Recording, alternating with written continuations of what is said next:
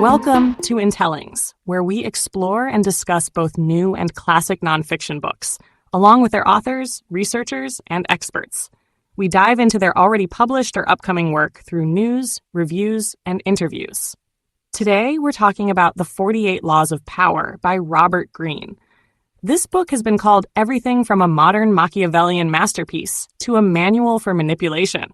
But is it truly a blueprint for success, or just an overly cynical take on human behavior?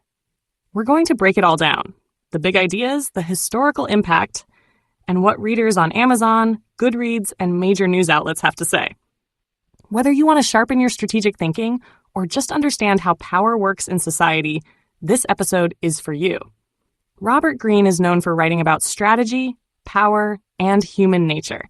Before becoming an author, he worked over 80 different jobs, from Hollywood screenwriting to construction. That experience gave him a unique look at how power dynamics play out in different industries. His books take inspiration from history, philosophy, and psychology, using real-world examples to explain how people rise and fall in positions of power. When The 48 Laws of Power was first published in 1998, it took the world by storm. Some saw it as a guide to understanding influence, while others felt it encouraged manipulation. Over time, it's been embraced by business leaders, politicians, athletes, and even rappers, with artists like 50 Cent and Jay-Z openly praising its insights. But it's also been banned in certain places, including U.S. prisons, because of its potential to be used for manipulation. It's built around 48 laws, each one explaining a principle of power. Some of them are cunning and strategic, while others seem downright ruthless. Here are a few of the most famous ones. Law 1. Never outshine the master. If you make those above you feel insecure, they might turn against you. Instead, let them think they're the smartest in the room. Law 3. Conceal your intentions. Keep your true goals hidden. If people know what you're up to, they might try to stop you. Law 15. Crush your enemy totally. If you leave a rival with any power, they'll come back for revenge. Greene says history proves that it's better to finish a fight completely. Law 25. Recreate yourself. Don't let the world define you. Shape your own image and evolve as needed. Law 48. Assume formlessness. Be flexible, unpredictable, and always ready to shift strategies when the situation changes. Greene makes his case using historical examples. He talks about Napoleon Bonaparte, Julius Caesar, Queen Elizabeth I, and many others to show how power has played out throughout history. Greene doesn't say that power is good or bad. He just explains how it works. He argues that understanding power helps you defend against manipulation, even if you don't want to use these laws yourself. Not everyone agrees with that take. Critics say the book encourages dishonesty and deception, making it more of a manual for ruthless people than for ethical leaders.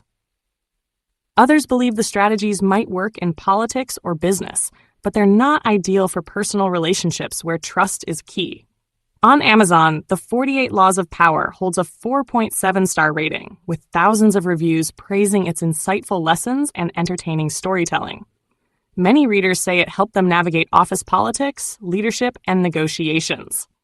One reviewer wrote, "This book opened my eyes to power plays happening around me. Whether you agree with it or not, understanding these strategies is invaluable." But not everyone is a fan. Some readers found the book too cynical, arguing that it paints the world as more manipulative than it really is. One critical review said, "While the book is interesting, it makes power seem like a game of deception rather than a tool for positive leadership." Over on Goodreads, the book has a 4.2-star rating, with many readers highlighting its historical examples and psychological depth. Some say it's one of the most important books they've ever read, while others feel it's too Machiavellian for modern leadership. One reviewer noted, "It's fascinating, but applying these laws blindly can make you look like a villain rather than a leader." Major news outlets and experts have also weighed in.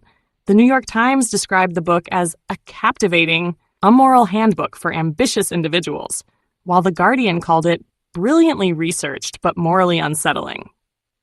Some business leaders praise its lessons, but many leadership coaches warn that using these laws too rigidly can destroy relationships and trust. If you want to understand power, influence, and strategy, this book is an invaluable resource. It offers a historical perspective on leadership and manipulation, making it useful for negotiators, entrepreneurs, and anyone in competitive environments. If you prefer a more ethical approach to leadership, you might find some of the advice too aggressive or outdated. Some of the laws can be applied for positive leadership, but others focus too much on dominance and deception.